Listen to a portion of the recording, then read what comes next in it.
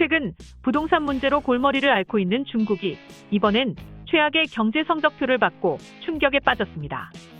중국의 10월 생산자 물가 지표가 약 2년 만에 마이너스로 돌아서면서 디플레이션 우려가 나오고 있습니다. 소비자 물가도 5개월 만에 최저치로 내려왔습니다.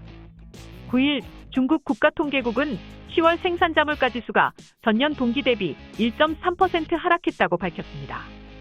이는 시장 예상치인 마이너스 1.5%보다는 높지만 2020년 12월 이후 처음으로 마이너스로 돌아선 것으로 전월의 PPI는 0.9%였습니다.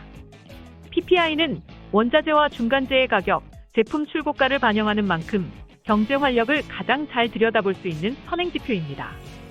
PPI가 마이너스로 전환하면 보통 디플레이션의 전조로 해석하는데 이번에 중국 PPI가 하락한 건 기저효과 영향이 컸습니다. 지난해 10월 중국의 PPI는 13.5%로 통계 집계가 시작된 1996년 이후 사상 최고치를 기록한 바 있습니다. 중리주한 중국 국가통계국 고급통계사는 10월 일부 산업 수요가 증가하면서 PPI는 전월 대비 소폭 증가했으나 전년 동기 대비 높은 기저효과로 하락으로 전환했다고 설명했습니다. 코로나19 사태와 부동산 경기 침체 등 악재도 겹쳤습니다. 중국 각 지역의 많은 공장은 코로나19 방역으로 물류와 생산이 차질을 빚고 있는 데다 부동산 경기 침체로 관련 상품 가격도 영향을 받고 있습니다. 실제로 10월 건축자재 및 비금속류 가격은 전년 대비 5.1% 하락했습니다. 또한 글로벌 수요도 눈에 띄게 줄어들고 있습니다. 앞서 지난 7일 발표된 중국의 10월 수출은 전년 대비 0.3% 감소, 29개월 만에 마이너스로 떨어졌습니다. 노무라증권은 중국의 수출 증가율이 10일에서 12월 마이너스 4%대를 기록할 수 있다고 전망했습니다.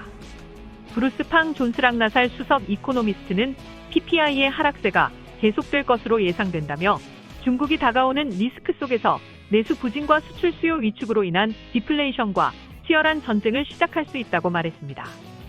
이날 발표된 소비자 물가도 예상을 밑돌았습니다. 10월 소비자 물가 지수는 전년 동기 대비 2.1% 상승했는데 이는 전월의 2.8%는 물론 시장 예상치인 2.4%를 하회합니다. 이 가운데 돼지고기 가격은 51.8%나 급등하며 식품 가격은 7% 상승했습니다. 식품과 에너지 가격을 뺀 핵심 CPI는 전년 대비 0.6% 상승하는 데 그쳤습니다. 이에 따라 중국이 연말의 경기 부양을 위한 더 강력한 조치를 꺼낼 것이란 전망이 나옵니다.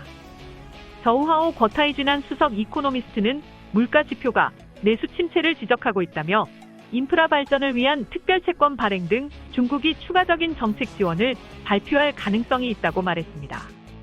이처럼 부동산 등 경기 침체로 중국 경제가 더 힘들어질 전망입니다. 지금까지 시청해주셔서 감사합니다.